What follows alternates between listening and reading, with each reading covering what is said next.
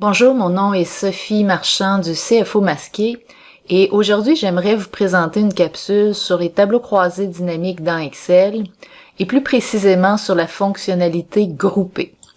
Alors, ici on va travailler avec une table qui finalement contient des transactions de vente, alors qui ont eu lieu à différentes dates auprès de différents clients, évidemment différents numéros de produits, de canaux, de représentants. Et dans les dernières colonnes, on voit les quantités vendues et le montant de vente. Alors, je vais commencer par insérer un tableau croisé dynamique dans ma feuille ici, en fait. Voilà. Et évidemment, on va remarquer que pour le moment, ce qu'on peut faire, ce qu'on peut utiliser, ce sont les différents champs de la table. Je vais donc placer les ventes dans mon tableau croisé dynamique. Donc, je comprends en ce moment qu'il y a, attendez, on va le voir mieux si on le formate en format comme ça ici, monétaire. Voilà. Il y a donc 3 936 000 dollars de vente dans cette entreprise au cours des 2 années. On va voir ça sur 2013 et 2014. Et ce que je vais faire, c'est que je vais regarder le tout par date. Alors, faites bien attention. À la prochaine étape, ce qui va se passer de mon côté, ça se passe parce que j'ai une version récente d'Excel. Si vous avez, vous aussi, une version récente d'Excel, vous allez voir la même chose que moi. Sinon, ça va être un peu différent. Mais je vais vous ramener, là, que vous ayez une version récente ou pas. Ce qu'on va faire, on peut le faire dans les deux versions, mais différemment. Alors, je vais vous montrer les deux. Alors, si vous avez une version récente et que vous cliquez ici sur date, eh bien, dans ce cas, vous allez voir deux nouveaux champs s'ajouter, trimestre et année. Je tiens à noter qu'il n'y a pas de colonnes qui se sont créées dans la base de données, mais il y a deux champs qui sont bel et bien apparus ici et qui sont disponibles pour le tableau croisé dynamique. D'ailleurs, par défaut, on voit année, trimestre, date. On voit donc ici qu'il y a une hiérarchie qui est présentée dans les étiquettes de colonnes. Et d'ailleurs, dans le tableau croisé dynamique, on peut ouvrir comme ça et voir les données par trimestre, par mois. Alors, ce qui est un peu curieux de mon côté, c'est que les trimestres sont en français parce que c'est selon la langue d'Excel. Et les mois sont en anglais parce que c'est selon Windows et moi, mon Windows est en anglais. Alors, évidemment, ça peut fatiguer certaines personnes. Dans ce cas-là, il faudrait faire les changements de paramètres nécessaires. Mais c'est comme ça que ça se passe. Alors, les regroupements comme ça de dates vont permettre un paquet de trucs dans Excel qui feront l'objet de d'autres capsules. Dans tous les cas, c'est déjà une façon de présenter les données qui est, somme toute, assez intéressante. Mais il est possible que vous ne vouliez pas utiliser tout ça. Peut-être que les trimestres, vous les voulez pas, vous allez les enlever. C'est pas nécessaire de les utiliser. Mais il est possible aussi que vous vouliez avoir accès aux dates, donc aux journées. Remarquez qu'en ce moment, je n'ai plus de date. Le champ date, il existe, mais si vous comprenez bien, il est utilisé comme mois. Alors, c'est comme si on avait dit, bon, le champ date, on va l'écraser, on va le remplacer par le mois ici. Alors, si vous voulez revenir aux dates, vous pouvez cliquer avec le bouton droit de la souris et faire ici « Dissocier ». Et là, vous allez retomber au niveau des dates. C'est aussi le format que vous allez observer si vous avez une plus vieille version d'Excel et que vous placez les dates dans les étiquettes de ligne et les ventes dans les valeurs. À partir de cette disposition, il y a plusieurs choses que vous pourriez vouloir faire avec l'option grouper.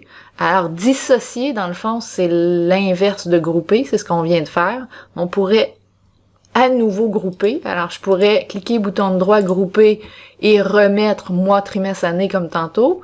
Ou je pourrais rester sur une base de jours. Et sur une base de jours, je pourrais notamment faire des regroupements de séjours. Par exemple, si je souhaitais présenter mes données par semaine. Et là, si pour une raison quelconque, je veux pas commencer au 2 janvier parce que c'est pas la bonne journée pour débuter les semaines, je pourrais simplement retourner et dire, je veux commencer ça au 5 janvier, par exemple, comme ça ici. Et donc, j'aurai une ligne avec les données qui sont avant le 5 janvier et ensuite mes regroupements par semaine commenceront au 5 janvier. Alors, ces options-là sont disponibles groupées et dissociées, donc comme ça ici, à travers le bouton droit de la souris quand vous cliquez vraiment sur la date comme telle. Et les options en question, ce sont celles que vous voyez ici. Et elles sont disponibles quand vous utilisez la fonctionnalité groupée sur un champ de date, comme c'est le cas ici. Mais la fonctionnalité groupée, elle s'utilise également sur d'autres champs. Et c'est ce qu'on va voir dans quelques instants. Elle s'utilise notamment sur des champs numériques. Alors, regardez bien ce que je viens de faire ici. J'ai déposé les ventes dans mes valeurs, mais aussi dans mes étiquettes de ligne.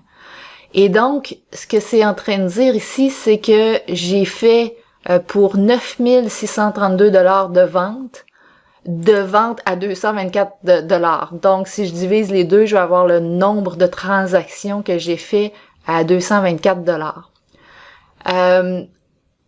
Si je le souhaitais, donc, ce que je pourrais faire, c'est des regroupements par prix ici.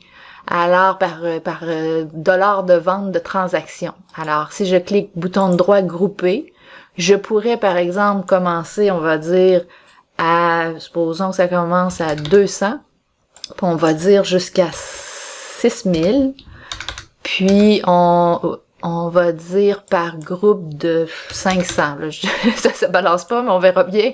Donc, vous voyez, ça fait des regroupements. Donc, des transactions entre 200 $ et 699 $, il y en a eu pour un total de 170 000 $. Des transactions qui ont eu entre 700 $ et 1199 $, il y en a eu pour 213 000 $ de vente et ainsi de suite. Encore une fois, donc, on a regroupé selon les paramètres mentionnés et on a fait une catégorie pour tout ce qui n'est pas dans le barème. Là, si on regarde ici, j'avais mis un maximum de 6000. Alors, ça marchait pas la mathématique, c'est pour ça que ça s'en va jusqu'à 6200. On dit plus haut que 2200. On regroupe toutes les autres informations ici. Alors ça, c'est regrouper des données, non pas sur une date, mais cette fois-ci sur un champ numérique. Alors, c'était sur les ventes, donc les prix des transactions ici. Et je peux également faire un regroupement sur, qu'est-ce qu'on pourrait faire? Les canaux, il y en a un. Peut-être les numéros de SKU.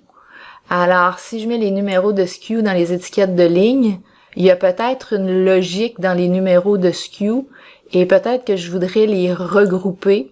Là, c'est des numéros. Souvent, ça va être du texte.